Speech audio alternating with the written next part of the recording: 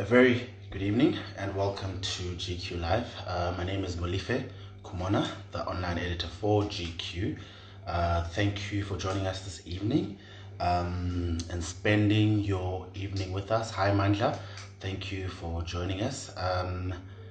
Everyone who's just joining in, we appreciate it. Today, we're speaking to multi-award winning entrepreneur and the founder and CEO of DNA Brand Architects, Sylvester Chauke.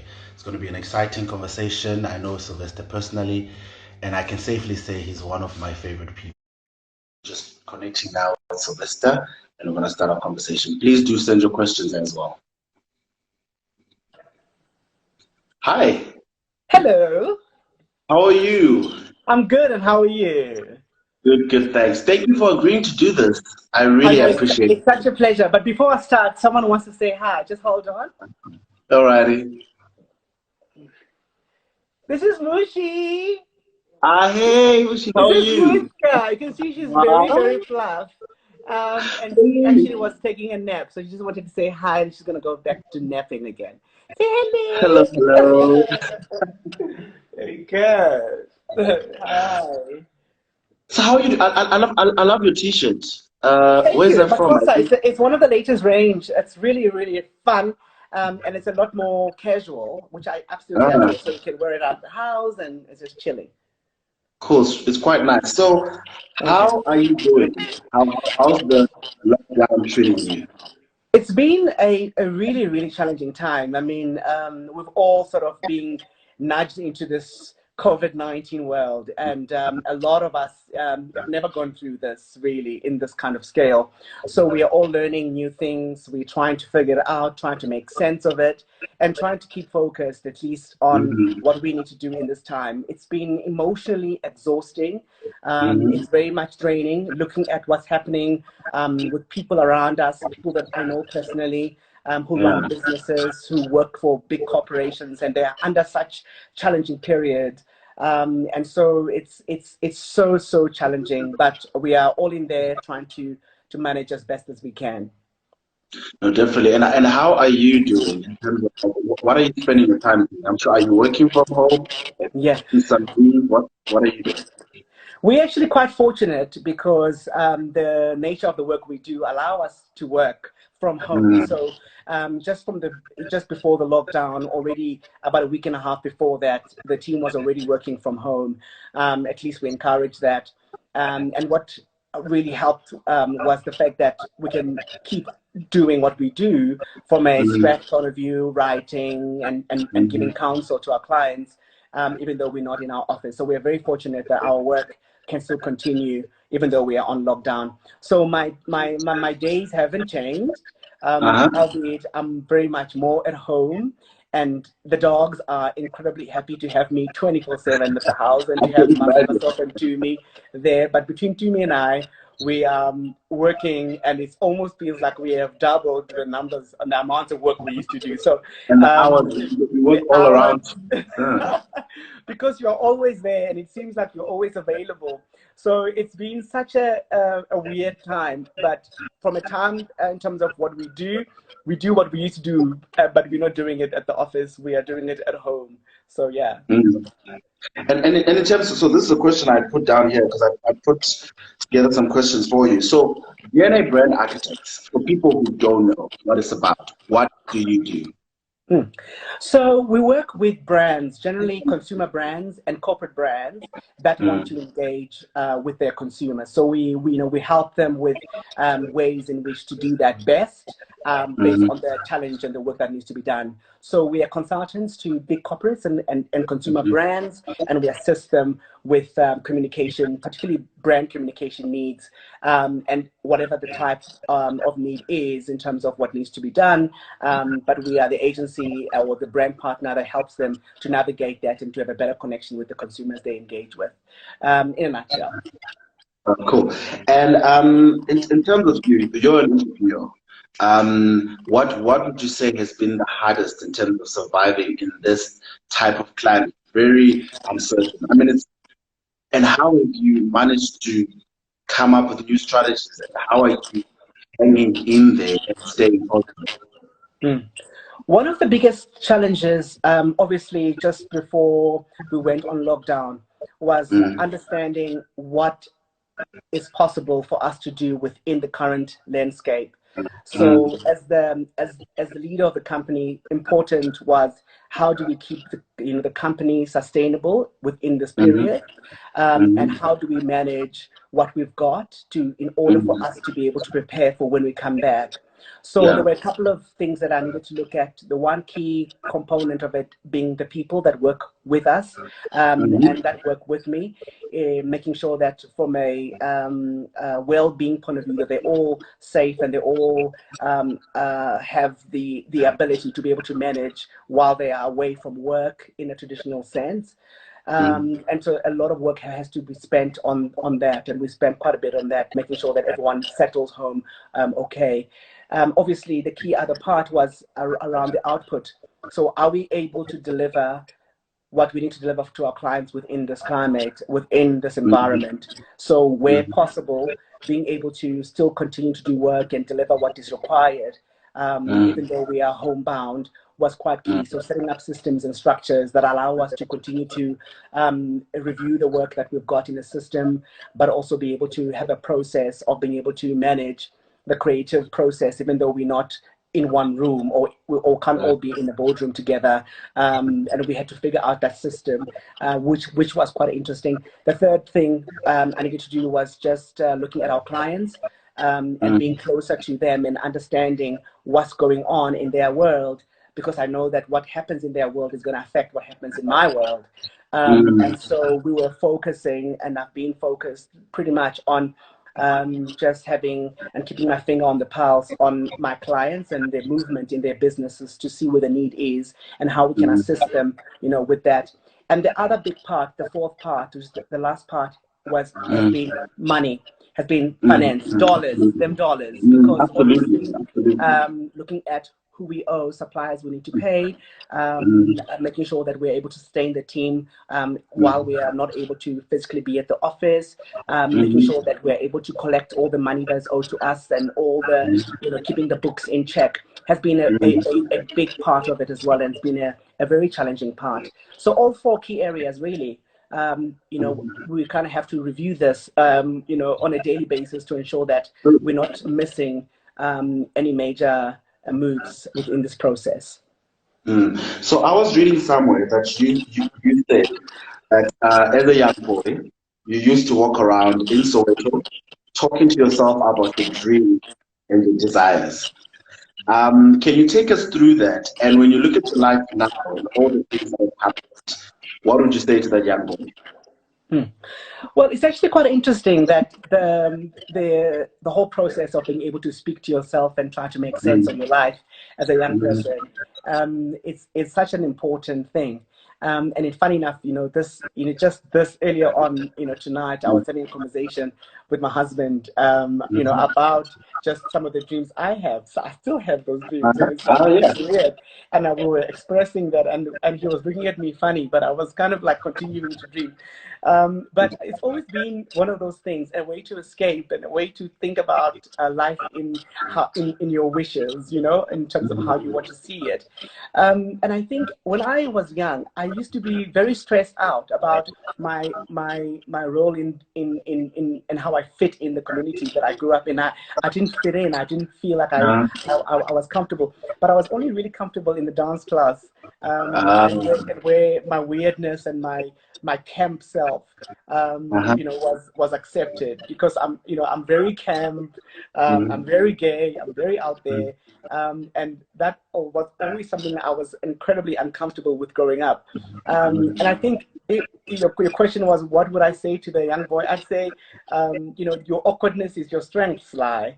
Don't stress. The fact that you are different and awkward, it's something that's going to be one of the things that is going to make you who you are. So just run away from those boys and just continue to do what you do. So I'm going to read this, right?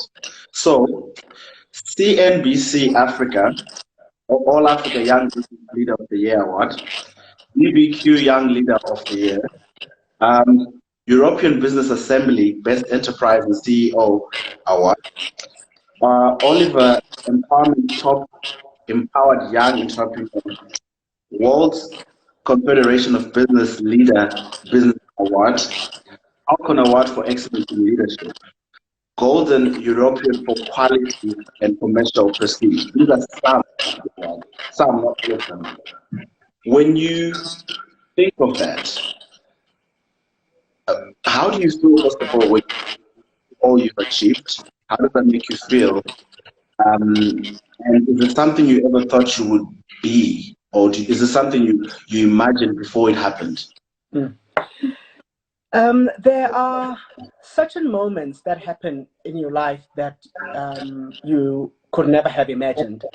And I never imagined that I would ever be an entrepreneur or even be comfortable to be referred to as an entrepreneur. I thought my life was going to be really, really colorful, but working in a corporate environment or at an advertising agency, which is the background I come from.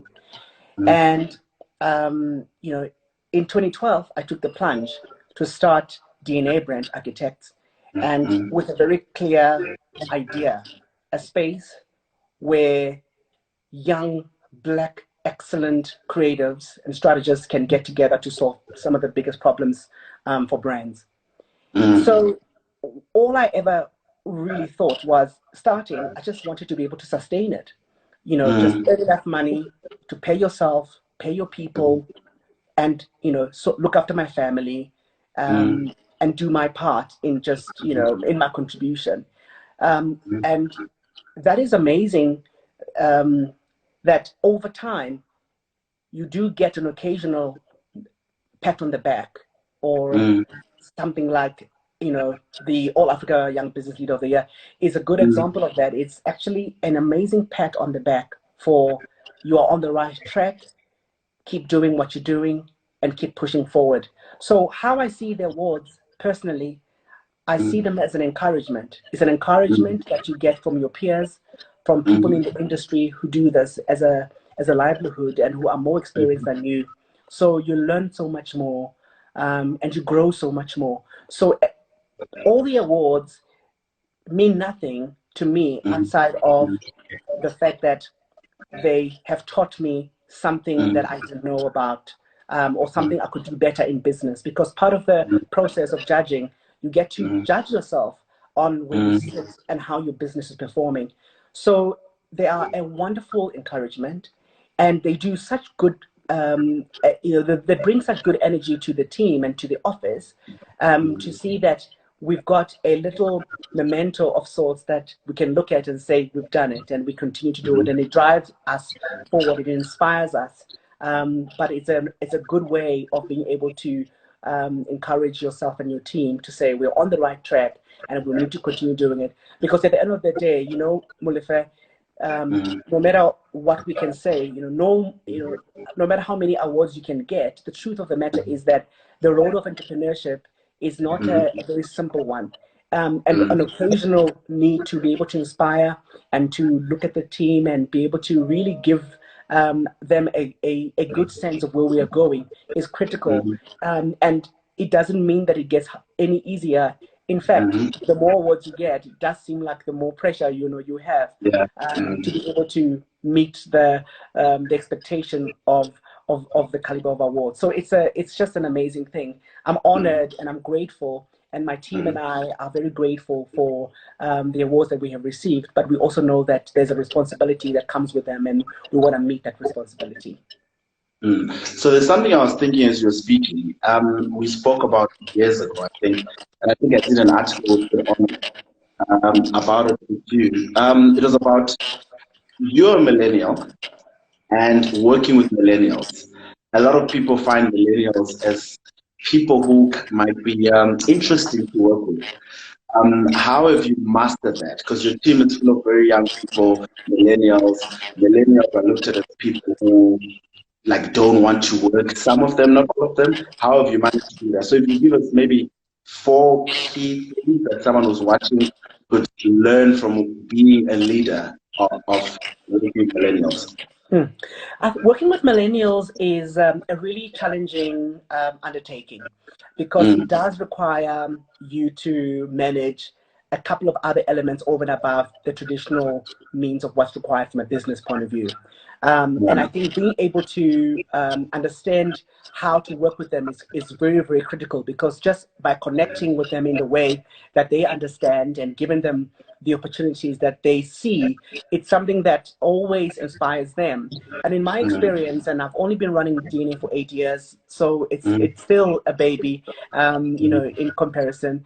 But I've seen that by aligning what the millennial is looking for in terms of job satisfaction, the challenge that they need to get, the flexibility that they need at work, and the kind of work that inspires them is the one thing that has allowed for DNA to continue to attract some of the best millennials and some of the most exciting young people, because it links back to what they want to see. And I've seen a good value in it. And funny enough, as I grow in the business, I also see that the balance of millennials in a company is also quite important, so that it can't just be millennials in a business. You do need to be able to gain some insights in other experiences that can enhance what we do. So in the last 3 years, we've seen a really nice balance at DNA, at least from being able to ensure that there's a nice perspective and a balanced perspective on what business can be. Because sometimes as millennials, we are very ambitious and we want to do things very quickly and very much the results must happen instantaneously. But we also have to gain some wisdom and patience and experience that help us to become better. Managing a team of millennials is difficult. It's very challenging. It's one of the things I have on my top 5 of stress, and because it's an occasional job with HR to just make sure that we are encouraging and we're inspiring the team as much as possible. So for Yiswa, send me some questions. She's asking, what is the biggest challenge you have ever faced in an agency, and how did you handle yourself mentally through it? The agency world is a very challenging environment, because it's a very dynamic environment and ever changing. So you can move from the highest high to the lowest low in one day. You win an account, you lose an account. You do an amazing job, you do a bad job.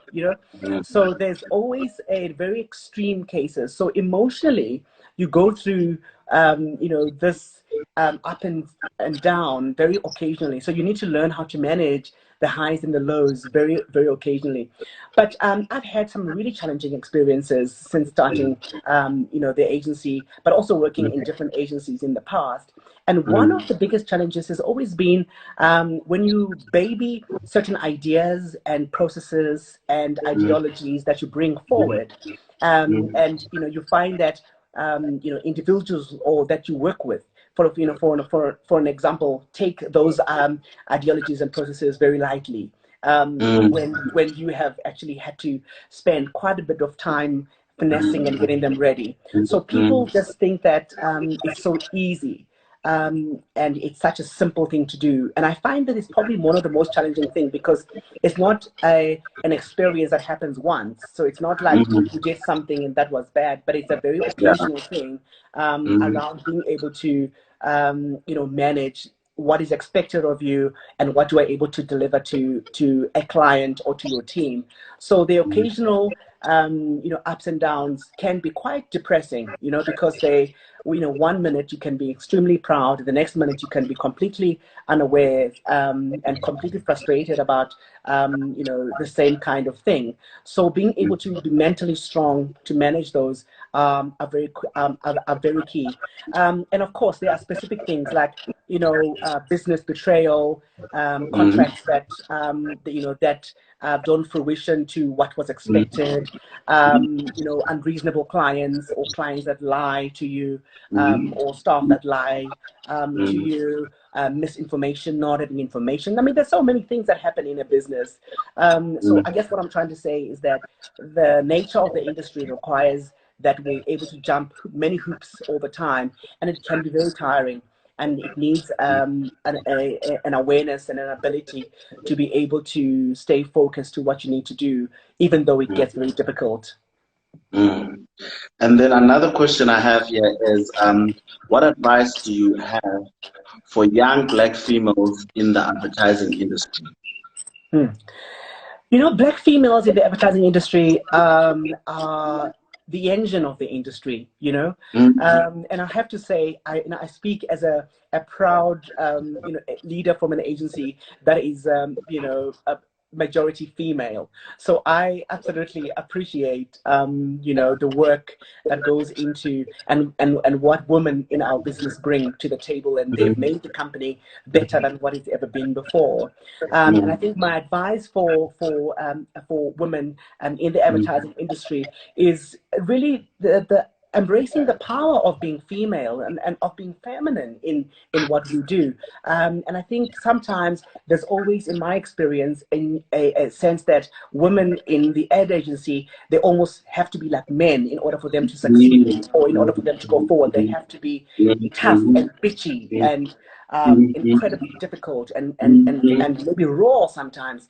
And I think that some of the females I engage with at DNA are some of the kindest and warm and gentle and feminine women who I don't have to necessarily turn to be different in order for them to be heard and understood. So you have your power, and I think being able to embrace your power in however way that comes through and however way that makes you comfortable as a woman, as a female in the agency, it's something that is beautiful. And I think being able to embrace it and being able to put it forward in that way will attract so many more women and many men around you to get inspiration. So be a woman, be awesome, be be a powerful, gorgeous woman that you are, and don't try to be like a man. Mm. You say you're Madonna's biggest fan. Yes. When did the love for Madonna begin, and what about her do you love? You know, I was actually having this conversation with my husband yesterday about Madonna, and I was telling him about the fact that um, my first LP, it was actually back in the days, it was an LP. It was the Madonna Uh-huh. LP that I had bought at at a flea market in town. And I was struck by the cover and the picture. It was True Blue, and she had this blonde hair, and she was kind of like looking up, and the shot was just an iconic, beautiful shot. And I bought the album or the LP, and I got home and started listening to it, and I really loved what I was hearing. And it was such a bonus that over time I got to see that she is inventive. She is always on to the next thing. She's always very broad in her liking of music and different types of music and different genres of music. She's an amazing performer. She's a game changer. So I think all those qualities, I grew up seeing them, and from album to album, I absolutely couldn't, I couldn't ignore the magic that she was, and that she connected with me was absolutely amazing. I can see Sia's here, and Sia is also an amazing, A huge big Madonna Madonna fan. fan. Sia, hi. Your book, Stand Against Blind. So tell me about your book. I haven't read the book. I think next time I go to bookshops are not essential services, but can you get it online? Can It's you get actually it? quite disappointing that at least Stand Against Blam should be an essential service, actually. I think I I probably know, need to write a letter as well to the president. but can't you find it online? Can't you find You can find it online. It's on Amazon. It's on exclusive books. Online. It's on CNA. You can buy it online.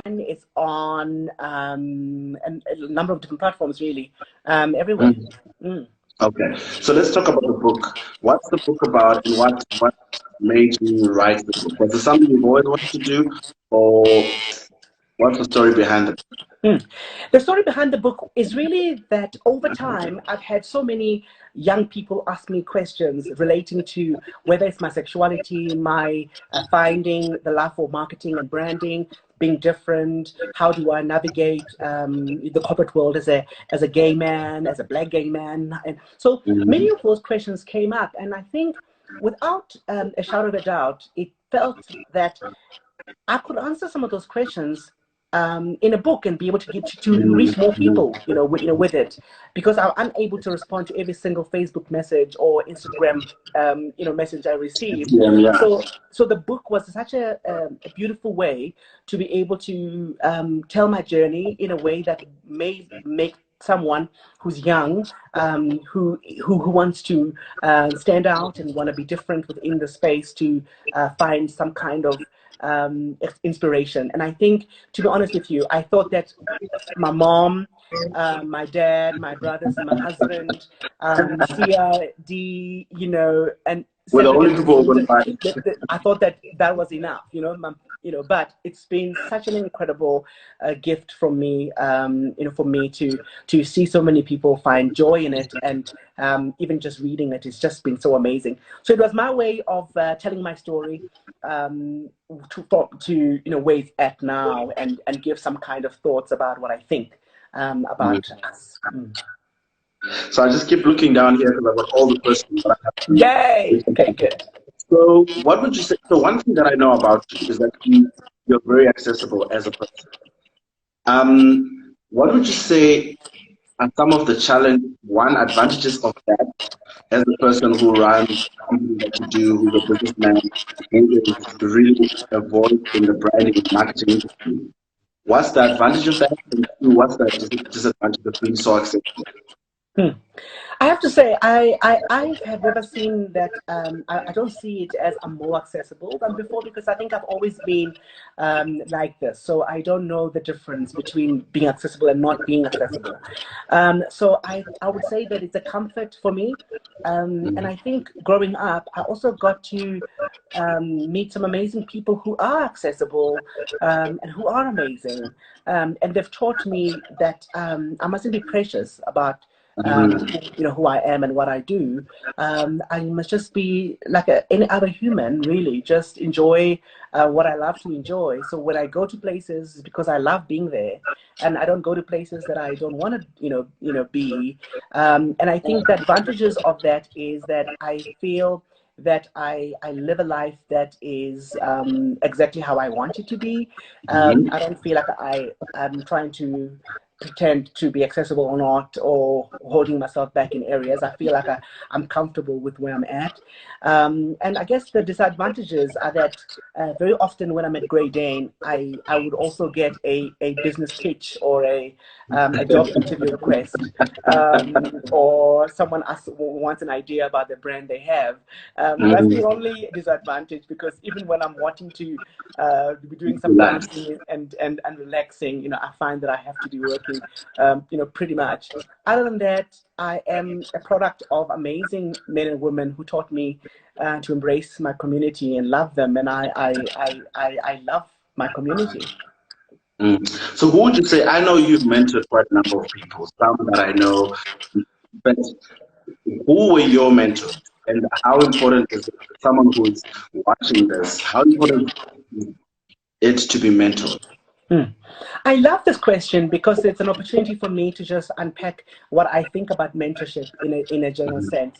You find that I have many mentors, and I know that sounds weird, but it's more the people that I look up to and I follow diligently and learn a lot from.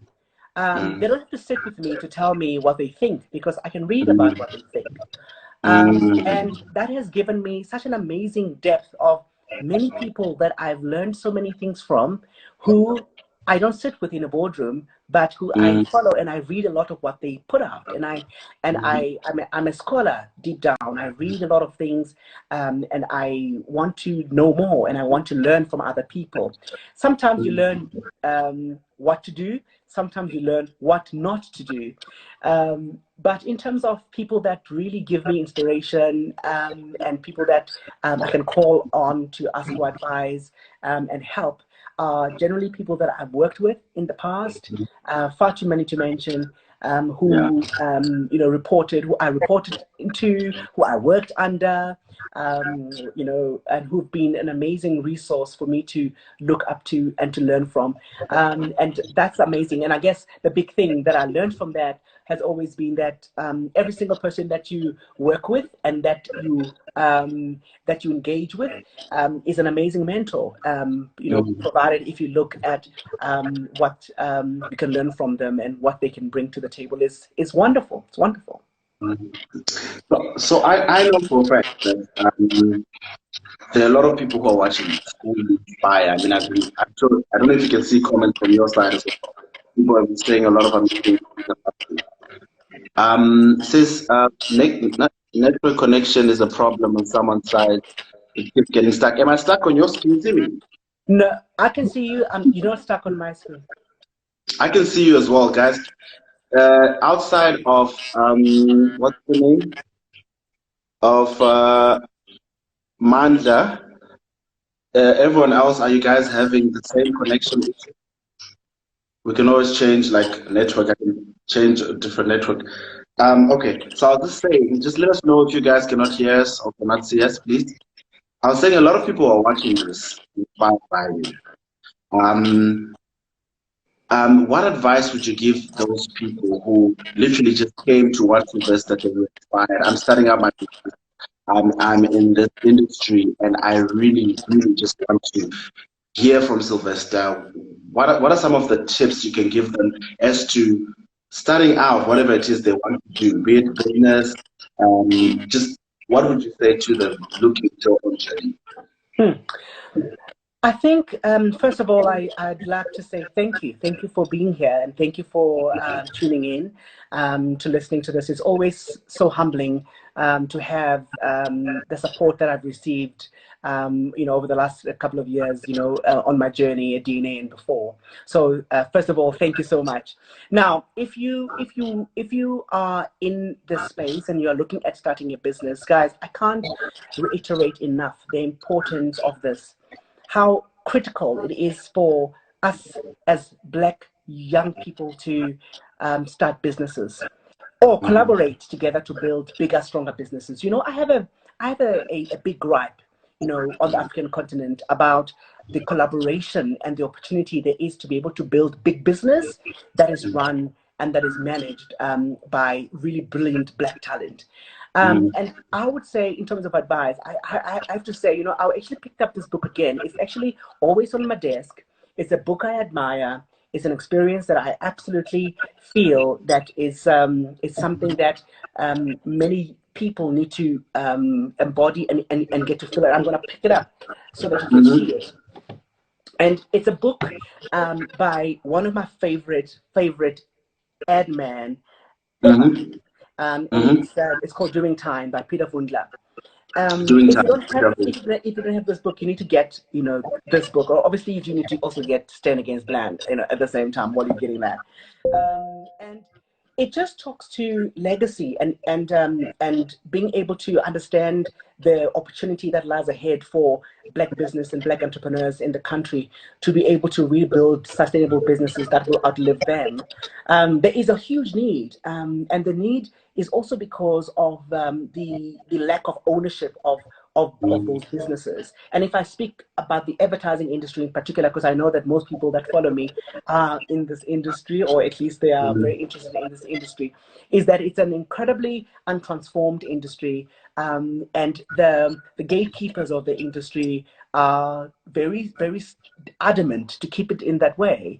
And so the opportunity that we have is to be able to build something of our own and be able to really sustain, also be part of this industry and add value to it in a way that's going to be able to leave a legacy for future people. And for me, Peter Vundla is one of those examples of men in South Africa who started an advertising agency and who made me see that it was possible and that I could also probably follow, in the footsteps, even though it's my little footsteps, but it's still me trying my best within that, that space.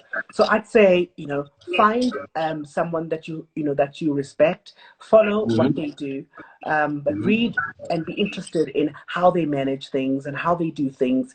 I guess feed your mind and feed your soul with information that helps you, to encourage you and to excite you. But the biggest thing, or at least even in the last week, one of the biggest challenges that I do see is that many people, they want to start their own businesses, but without necessarily having worked for other businesses before. And I know that I may disagree with many people on this one, but it's my truth, is that the ability and the opportunity to learn from existing businesses is unsurpassed. I think the opportunity to learn how to do things in an environment, in a business, would give you an amazing advantage for when you really do run a business going forward. Because in my own experience, the environments that I've worked at have been able to give me such incredible insights and learnings and growth. And I am a proponent for, for pushing in that way and trying to learn. So join an agency, join a business that inspires you, learn from them, be good at what you do. And when the time is right, you will open your own business, and then you will be much more equipped to be able to manage and run that business. So there's so much to say.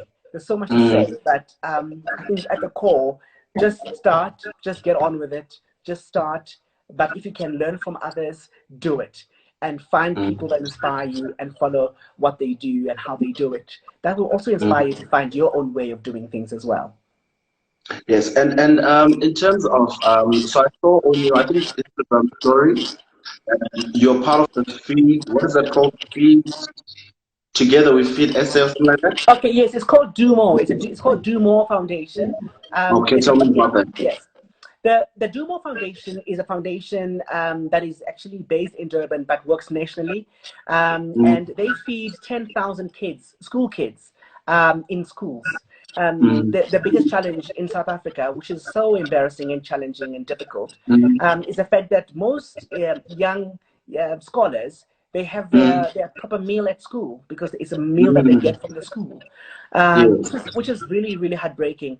And so I joined the foundation to assist them to be able to really try to get funding for them, but also to really amplify the message in spaces that I'm at, so that we can be able to feed the young people that are not at school right now, who don't have access to food. And I must tell you, it's heartwarming. It's incredible to see the effort and that South Africans have put behind some of the programs, and we're seeing many families being fed over this time, and incredibly amazing. Okay, so what's the foundation called, just for people who are watching? It's called the Do More Foundation, DOMORE, Do More, and it's on domore.org.za. Okay, no, that's cool. And in terms of what would you advise people who are trying to build a brand? So it could be personal brand or business brand.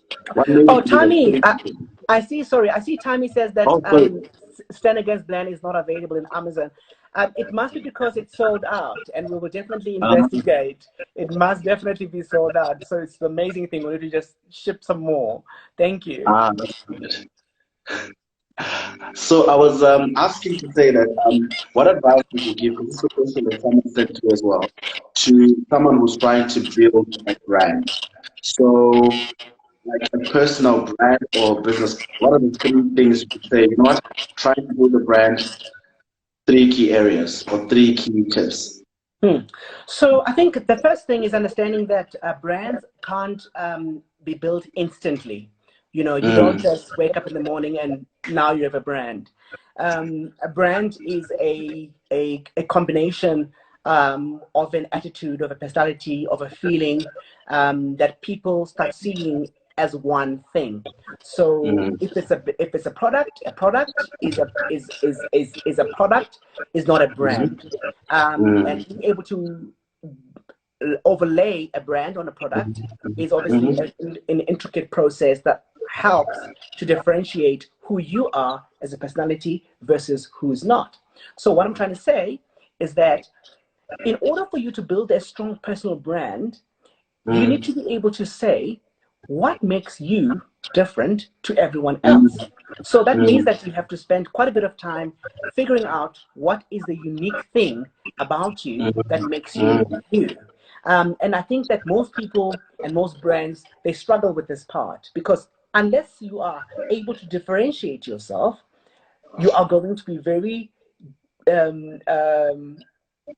complex in the minds of the consumers, because they won't really know where to place you. So I'd say first, spend time to understand what makes you you, what differentiates you. Number two, amplify your strengths, amplify the things that you are good at.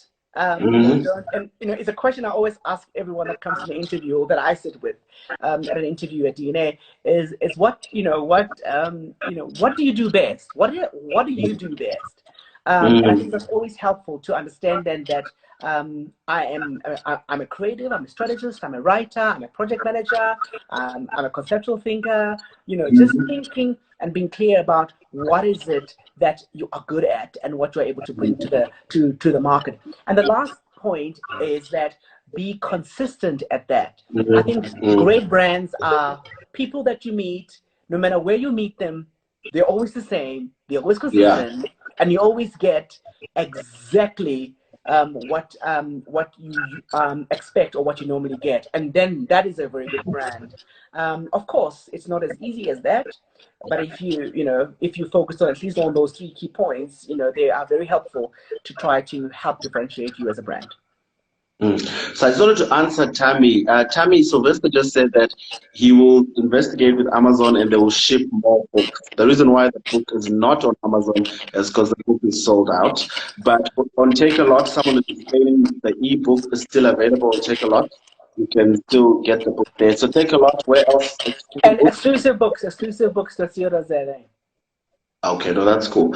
And what else do you still want to achieve? I mean, we spoke about some of the accolades that you have. What are some of the things that you still want to do? I think one of the things that really inspires me about what I do is the ability to add and to contribute to an industry sector that is untransformed, and trying to transform it. So our job is it's still in its infancy. I mean, there's a lot to do. When you look at the industry where it sits right now, and you see the players within it, we need to expand this and open it up. And so my biggest job is to be able to grow some amazing people, men and women, who are going to become the future leaders of the industry, and who are going to turn the industry upside down, because we need to have an amazing pipeline of young men and women, black men and women, who are going to be the future players and the leaders of the industry, so that we can ensure that we're also sustainable within that space, and that we are opening the doors and breaking down the barriers for more of people like me to be part of this industry and to grow the industry. And another question here that I got, sorry, I got a question both on paper and on my phone, is then how do you lay out the negative and still maintain focus on what needs to be done? I think, they always say that when someone is on a mission that is big and exciting and audacious, you are going to have negative people around you trying to dim that light. So I always see a little bit of that negativity as a sign that you are onto something really great. So that motivates me, because I always think, if I'm not a threat to anybody, then clearly I'm not onto something big. So if I am a bit of a threat to someone, then it just shows that I'm onto something. So how I try to block the negativity is, number one, I have to have a very strong sense of self and a good understanding of where I sit and where I fit in the world. So my prayers, they help. Me just being completely, in tune with the one and feeling loved and encouraged as just Sylvester is amazing. 2, surround yourself with people who care and love you. So I'm very lucky. I have a husband who, every time I do something good, it's almost like there's a big celebration, If he could celebrate me, even just being on this GQ call, he probably would give me big flowers and do a party for me. So I have people that really love and celebrate me. I have friends, 3 friends and family that encourage you. So, you know, people that can call and say, hey, my friend, I'm feeling down. Someone said something that hurt me. And they're able to help you bounce back. And I've got friends in D and Sia who are my besties, who allow me to be, you know, encouraged and inspired. And also in the area that you work with, just surround yourself with people who are positive and who are exciting. In that way, you're not going to be getting together and having conversations about people, but you'll be getting together, talking and dreaming about what is amazing. So I think it's about our association with people and which people to associate ourselves with to help to manage the negativity, because life is negative and it's challenging as it is. But we need to be able to find the joy in it. That's it. And then just one last question, because I mean, I see a lot of people talk about the humility on your face when you say my house, the smile. The first person who said that, I saw it, then I did see your face. Then when the second person said that, I couldn't see your face when you say what would you say, how did you know that your husband was the one? Because I was already a better man. And I felt like I was a better human by being with him. I already felt like I was growing by being with him. I felt really, really encouraged and inspired by just being with him. And that, he brings out the best human in me. And I absolutely appreciate that. I feel at home. I've said this so many times. I feel like I have arrived. I'm at home. I'm loved. I'm not judged. I'm inspired. And I'm supported. And that is one of the things that all it does, it just gives me a sense of pride and glee, because all I want to do is just express it, because it is such an amazing thing. So yeah, I'm sorry, I'm blushing already. So just last word to people who tune in, to people who you inspire. You inspire me as well. I mean, wow, our first interview was almost like, I think 10 years ago or something like that. You've always been there, always like just cheered me, and I appreciate that without a doubt. Like, I mean, when I'm thinking about it, and all this, I'm interviewing Sylvester, so I'm really, really thankful for that. So just any last words? I'm really, I know that we are surrounded by an incredibly difficult time, and there will be a lot that is going to be required of us. Those that are running businesses, those that are working in corporates, in businesses, we are going to be experiencing a lot of change, and a lot of change that is not going to be very positive for many people, for millions of South Africans. And so I guess my plea at this time is, if we can just be that much kinder to each other, I think just love some more, love extra, give a little support to a friend, a relative, a neighbor. Just showcasing a bit more love around us is going to help, and it's going to go a long way. I had a conversation today, 2 conversations with my friends, and just really accentuating the point about what is exciting about the future, and that we need to stay positive, even though it's such a difficult time, and we need to get through all of these things together. So my last word is, if you can find it in you to be extra loving, please do it. Let's just send that love, be kind to someone, help where we can, and inspire people as much as we can in the space that we are. And the little bit that we can do is going to go a long way in us being able to bounce back and be better when we get back. Cool, no, definitely. Sylvester, thank you so much for your time. Totally appreciate it. And someone was asking, why are we wrapping up?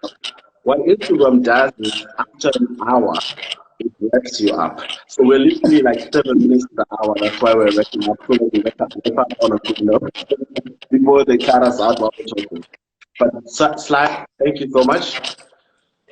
Thank you so much. I really appreciate it. And to everybody that's tuned in, thank you for your love. Thank you for your kindness and all these amazing messages. It is appreciated. And yes, let's keep loving.